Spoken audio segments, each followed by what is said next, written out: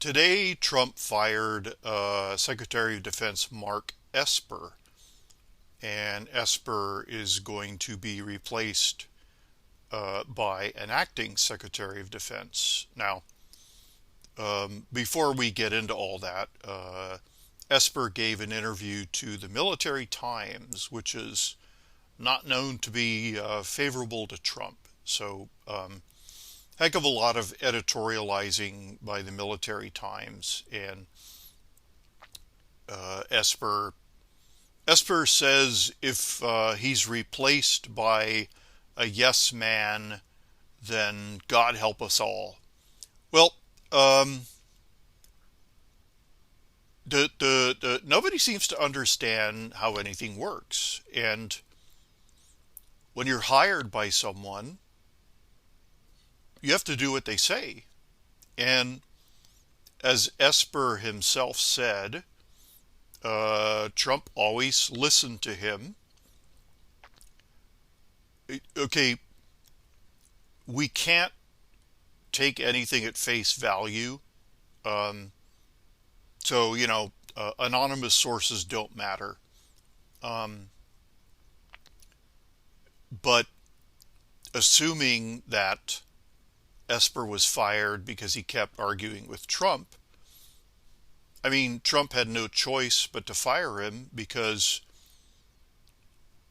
the argument that leftists are making, or I don't know who, the argument is that Trump is a madman and he disregards advice from his, you know, Secretary of Defense. Well, that's not true. Esper himself said that Trump always listened to him, but people don't understand that an executive of a corporation or whatever, they don't have to know how everything works. They hire you for your expertise, and you explain to them how your field of expertise works. And then they make an informed decision. That is an efficient way of doing things. Now, Obama assumed that he knew everything, so he never asked for advice. He simply gave orders, and we all see the results. Um, the story is that Esper was upset because we withdrew troops from Syria and we're withdrawing troops from Germany and we're withdrawing troops from Afghanistan. Nobody seems to know what happened in the case of northern Syria. Um, Bashar al-Assad was planning on going in there um, and fighting another war with the Syrian Kurds. Now, it wouldn't have been Assad, it would have been Iranians and Hezbollah and the Shiite Foreign Legion and all of that, because Assad basically doesn't have armed forces anymore. They're just um, there are allegedly essentially mercenaries like the I can't remember what they're called, the Tiger Force, something like that. Um, these generals are all paid, um, but Bashar al-Assad has no competent fighting men in Syria. And even with the Iranians, Russia, Hezbollah, the Shiite Foreign Legion, none of them are competent. So what Assad would have done is he would have done what he always does, and he would have bombed the hell out of them. He would have bombed the hell out of civilians, the way the Russians do. And what Trump did was he averted that, and he did it in a very brilliant way. Before the Syrian civil war began, Syrian Kurds had no rights whatsoever. They were forced to speak Arabic. They weren't allowed to take part in Syrian society as equal citizens.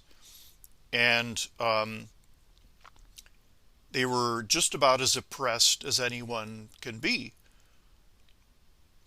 What happened in reality, and maybe Mark Esper doesn't know this, I'd be surprised if he doesn't. Um, I wouldn't be surprised if he doesn't know this. It's absolutely clear that the Kurds and Bashar al-Assad met on neutral ground, Saudi Arabia, and they worked out an agreement. So, in exchange for rejoining Syria, the Syrian Kurds now have a semi-autonomous region. Contrary to what most people think, the Kurds do not want an independent Kurdistan because Kurds are loyal only to political parties. There are Syrian Kurds, Iranian Kurds, Turkish Kurds, and Iraqi Kurds, and all of them are loyal only to political parties. In fact, the Iraqi Kurds fought a 2-year civil war after we kicked Saddam out of Kuwait in the Gulf War, and we established a no-fly zone over Iraqi Kurdistan. They went to war, and it was 2 political parties, and thousands of people were killed. There's no love lost between Kurdish political parties. And they worked out an agreement, and it's, of course, dysfunctional. The what is it? The independent Kurdish state, independent Kurdistan, whatever it is, in Iraq,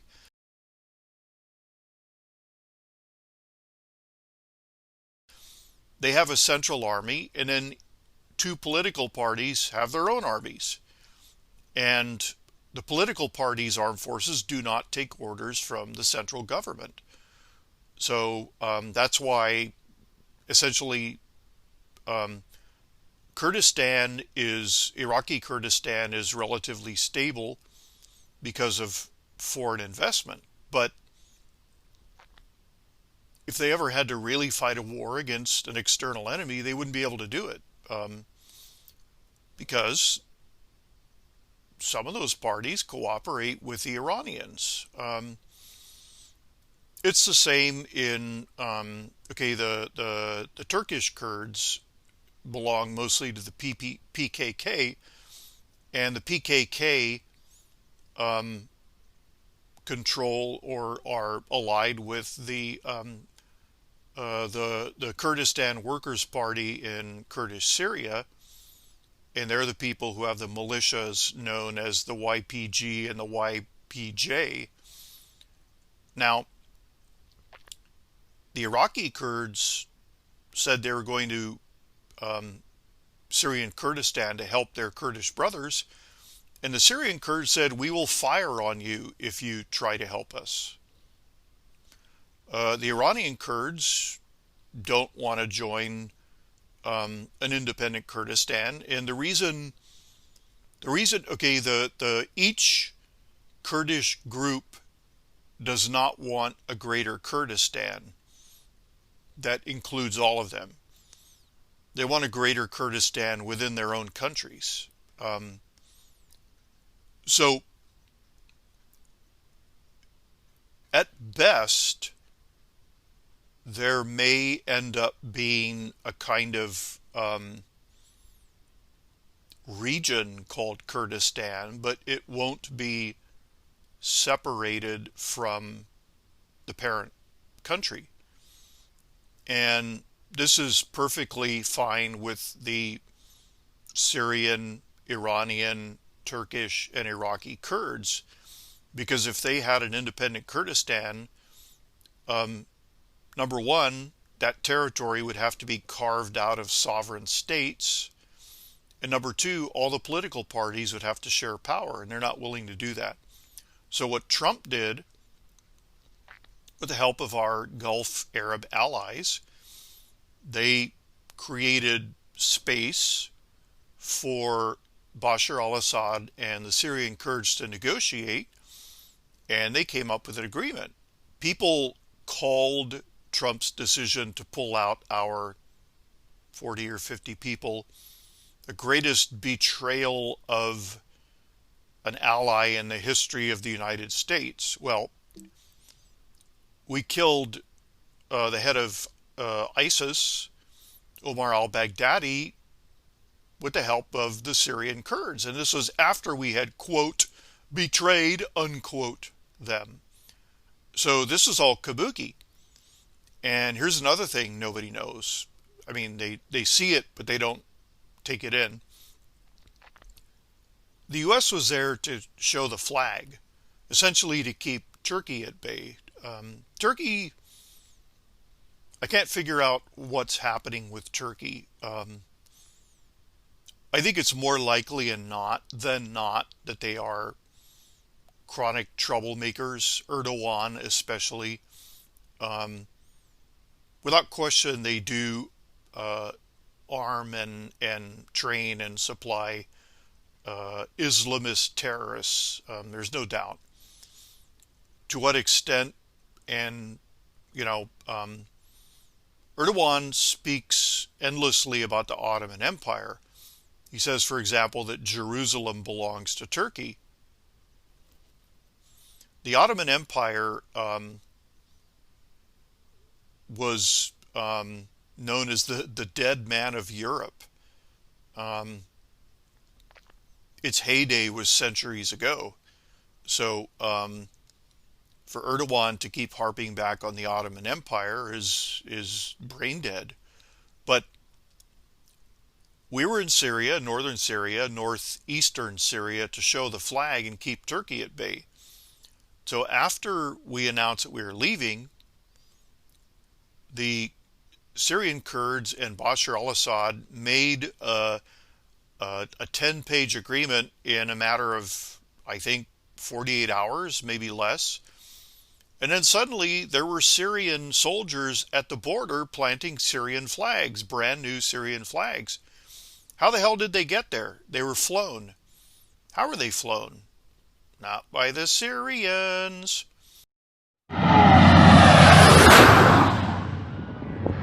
MashaAllah, MashaAllah.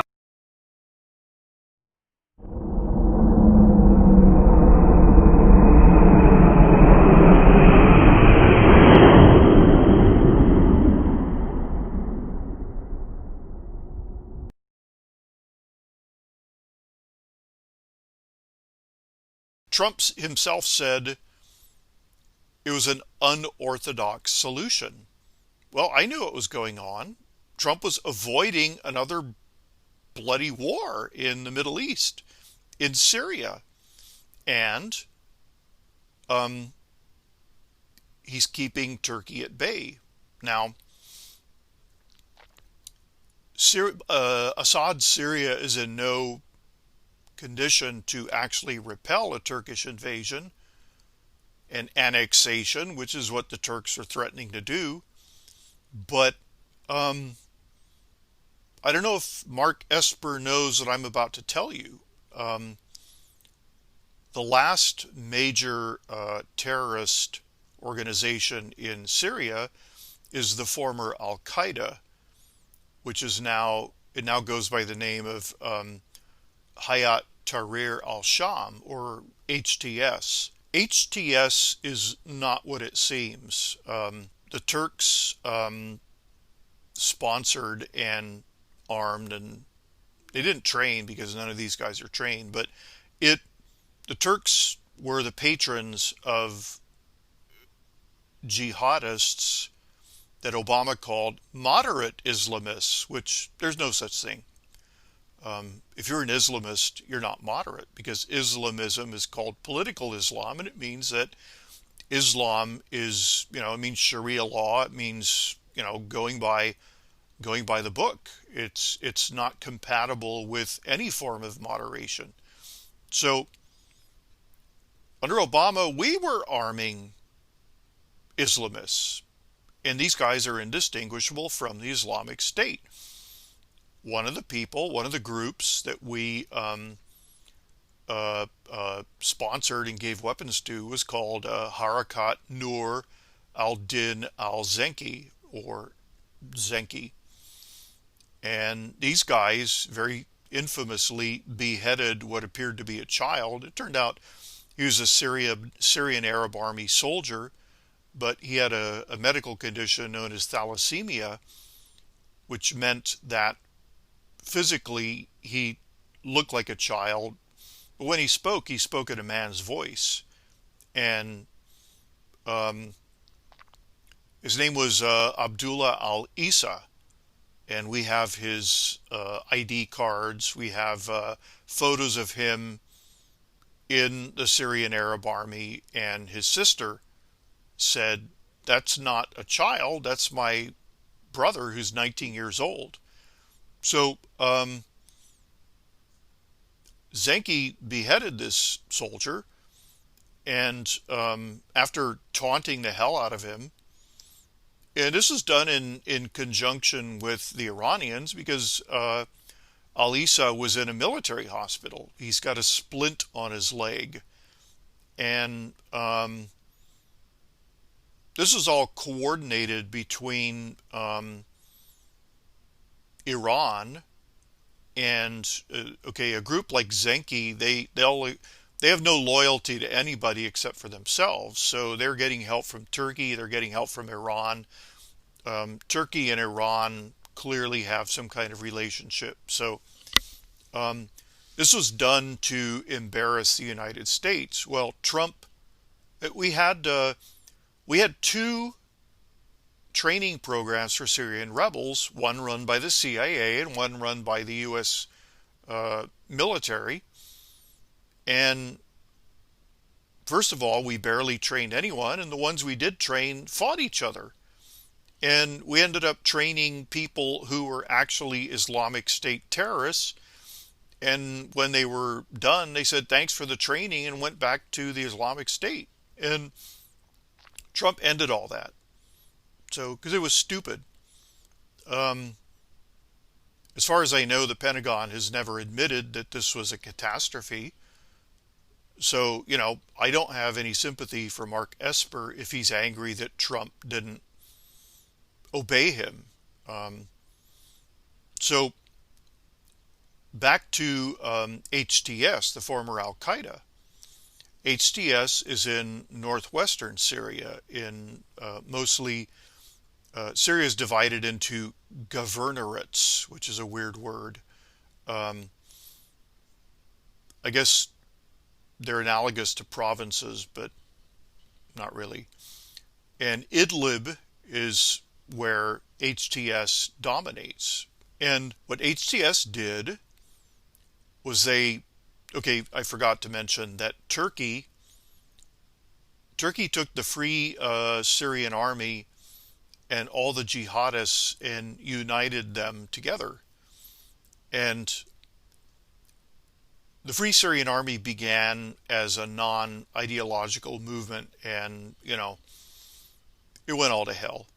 So the Turks created the National Liberation Front of jihadists, and they were going to liberate all of Syria from freedom, and they were going to impose Islamism by force. And Zenki was the most notorious and the most hated. They committed endless war crimes. So HTS was in northwestern Syria, and they steadily retreated in the face of enormously fat, chain-smoking men with no military training until the National Liberation Front. And it could be the National Front for Liberation. No, I think it's the National Liberation Front.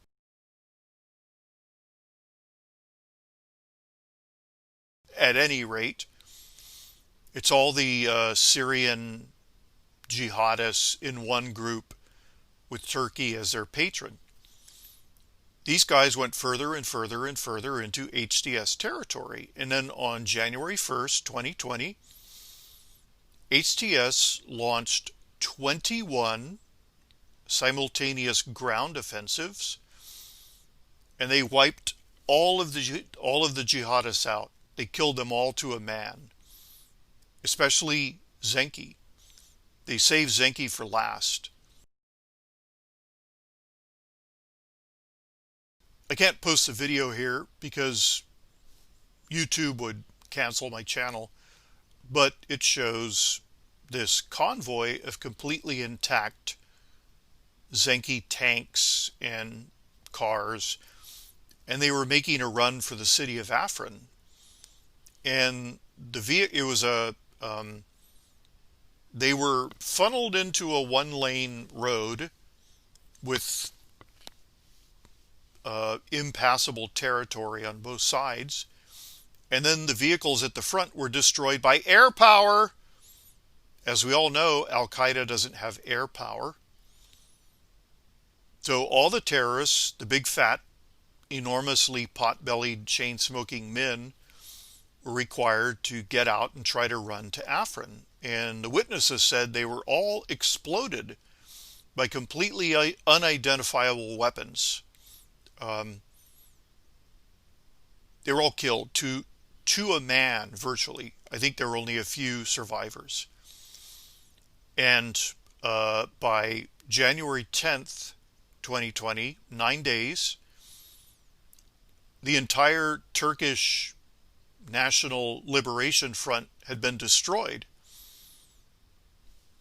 Gone. Dead. So HTS, the former Al-Qaeda, is not Al-Qaeda. It's professionals pretending to be Al-Qaeda. That's my opinion, and I'm sticking with it. They have extremely advanced, unidentifiable weapons.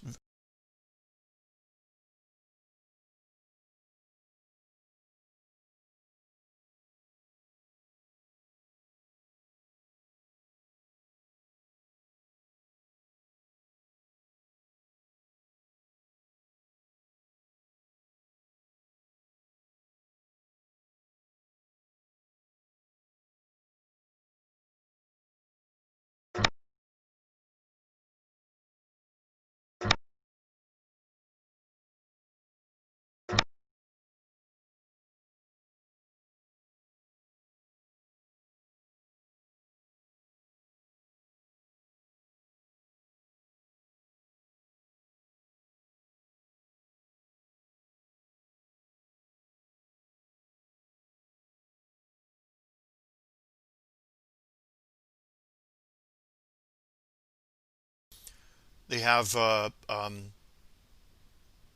missiles that are not identifiable.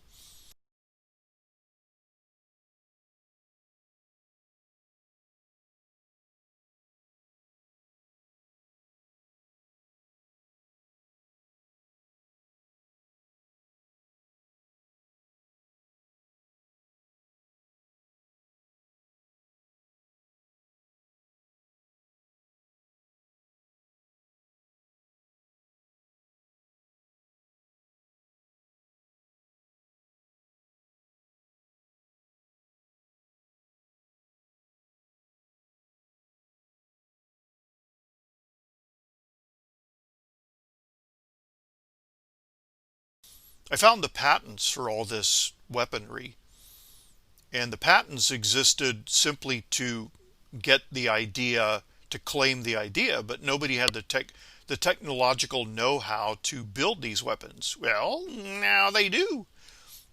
All it took was money. Guess who's got a lot of money? The Gulf Arabs. Trillions and trillions and trillions and trillions. And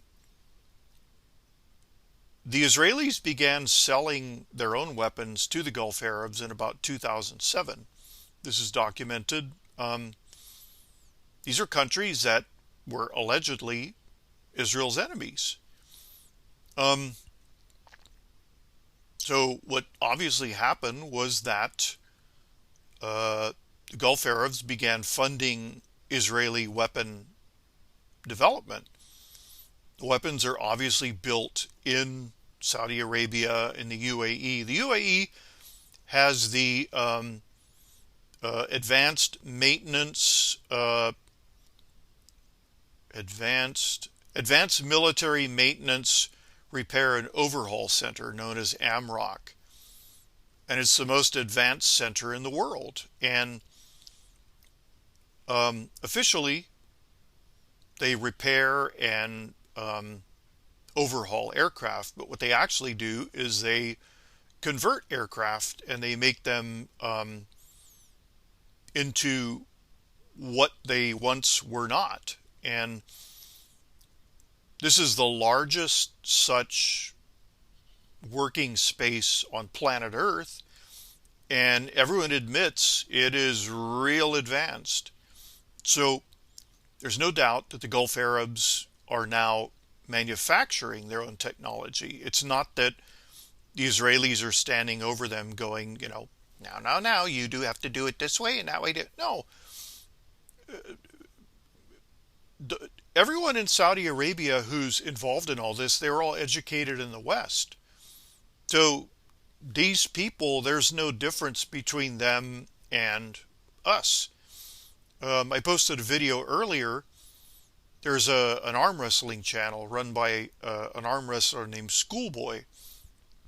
I believe Schoolboy is a Russian. I know he's a Slav. And Schoolboy he's not cut, as they say, and he can defeat anyone.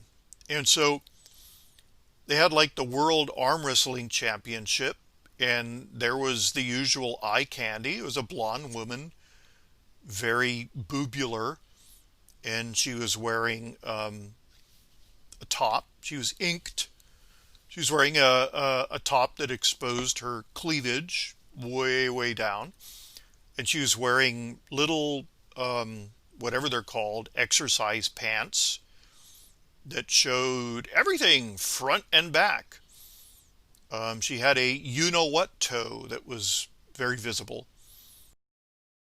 The championships were held in Dubai, United Arab Emirates.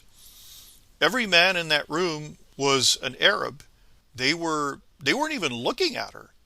It's not a big deal to them. They're like us. It's the Gulf Arab countries are not what you're told they are.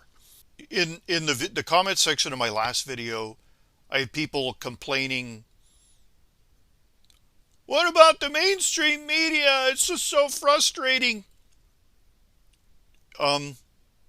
Trump defeated everybody despite the unprecedented concerted effort by the press and the Democrats to demonize Trump. He won, and he won big, and the Republicans won big. So the media is dead, and especially now, the Twitter or YouTube is going to put under this video, the AP has called the race for Joe Biden. So what? So what? The AP doesn't matter. The only thing that matters is the electors and the counting of their votes. That's all that matters. And that ain't going to happen until what? Sometime in the middle of December. We have all the time in the world, and every day there's more and more proof. They were counting empty ballots, all right? No one sent them in. They were just counting them. They were counting ballots that had no signature, and they just said Joe Biden, with a stamp or whatever. This is an act of total desperation, and the reason Trump let it happen was that, number one, he already defeated them, and this fraud, if it happened, allegedly, it had to happen I'm sorry, I can't remember the man's name here on YouTube. He said this was a necessary scare, and I agree with him. This is a necessary scare. So there's that. And if Trump had simply won, even by landslide, on election night, it just would have been a repeat of his first term. They would have just lied and, done everything. They wouldn't have changed their behavior. Now, okay, Jake Tapper put out a tweet and it was straight out of a mafia capo's mouth. You people who are refusing to accept the election results, maybe you're going to find it real hard to find a job in the future. I don't know if I'd want to do that if I were you. It's a nice little business you got here. It'd be a shame if anything happened to it, huh? Huh? Huh? So, every day, Trump's enemies dig themselves in deeper, and now they're in a total civil war. AOC says she may resign from politics given that her whole party is turned against her. We have a three-way civil war going now between the establishment Democrats, the progressive Democrats, and Antifa. Antifa is now attacking Democratic political headquarters, writing F. Biden on them, smashing the windows and all that. So this is a cluster fark. And everybody's written off Trump. So this is going to be a hell of a lot more effective than Trump winning by a landslide, is when they have to admit of their own accord that he won fair and square and he won big. That's the end of all of them. So, I don't follow Trump unquestioningly. Okay? I know for a fact, having studied him, that when he does something, he knows what he's doing. Now, I'm not a general, I'm not a private, I'm nothing. But Trump is not required to spill the beans to me. I had somebody call me today and he said, I didn't know you were so famous. And I said, what are you talking about? And he told me where he'd seen my name. And I was like, you can't be serious. And he showed me. And I looked, and sure enough, I was there. Mr. Ron Coleman, you said I'm an eccentric genius. How dare you, sir? What gives you the right to call me a genius? So, I'm not a Trump sycophant. I studied him. I studied everything he ever read. Everything he ever wrote, everything he ever said, and I studied his career. Trump bought a hotel next to Central Station in New York, and his father said it was like buying seats on the Titanic, and Trump turned it all around. So,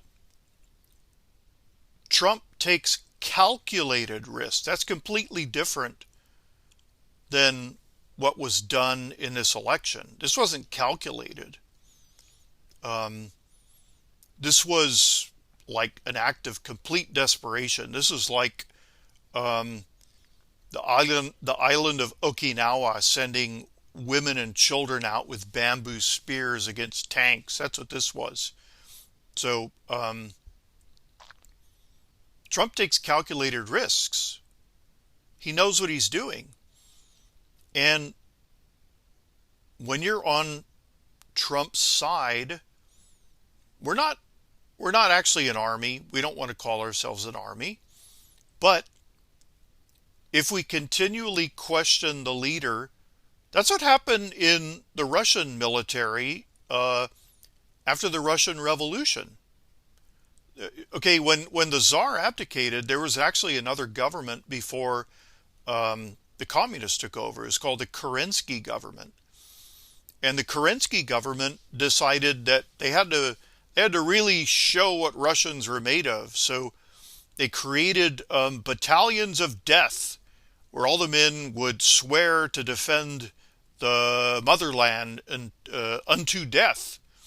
And they created women's battalions of death, and at least one of them saw combat. And they created the invalids battalions, armless men and eyeless men who, like, you know, don't know if they saw combat or not. It's unclear. But what the soldiers did was they refused to obey orders until they'd taken a vote. The commander would say, "We want you to take that hill," and they'd take a vote. They say, "We can't take that hill because nobody wants to do it." So, or they would grill the commander until, the opportunity had passed.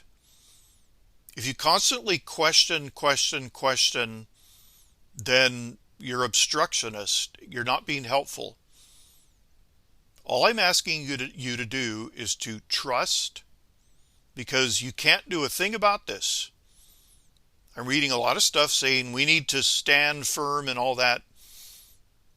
Well, whatever's going to happen is going to happen whether you stand firm or turn into a jellyfish. But, for your own sake, be a happy warrior. There's no reason why you can't be a happy warrior. Okay? Click.